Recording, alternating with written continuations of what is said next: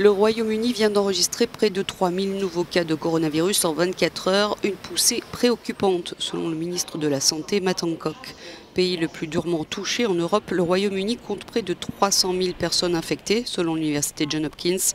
2 décès ont été enregistrés dimanche, portant le total à 41 551 morts. Les nouveaux cas se comptent principalement chez les jeunes. Nous l'avons constaté dans d'autres pays du monde et en Europe. Et ce fait mène à une augmentation globale de la circulation du virus.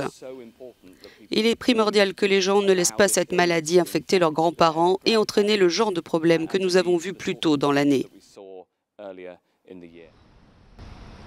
En France, près de 25 000 nouveaux cas de Covid-19 ont été identifiés en 3 jours. Le gouvernement a placé 7 nouveaux départements en zone rouge, soit 28 départements au total, ce qui n'empêche pas le gouvernement français d'envisager de réduire la période d'isolement de 14 jours des malades et des cas contacts.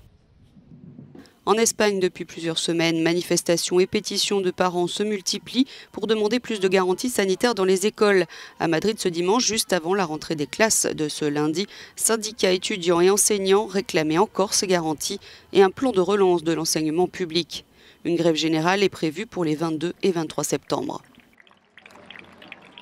En Italie, le taux global de transmission est également en hausse, mais cela n'a pas empêché environ 1 millier de personnes de se rassembler à Rome ce dimanche pour manifester contre les mesures du gouvernement en matière de coronavirus, notamment contre le port du masque et l'obligation de vacciner les enfants en âge scolaire. Même scène en Croatie où des centaines de personnes ont dansé à Zagreb contre les restrictions sanitaires mises en place. Enlever le masque, éteigner la télé, clamaient leurs banderoles.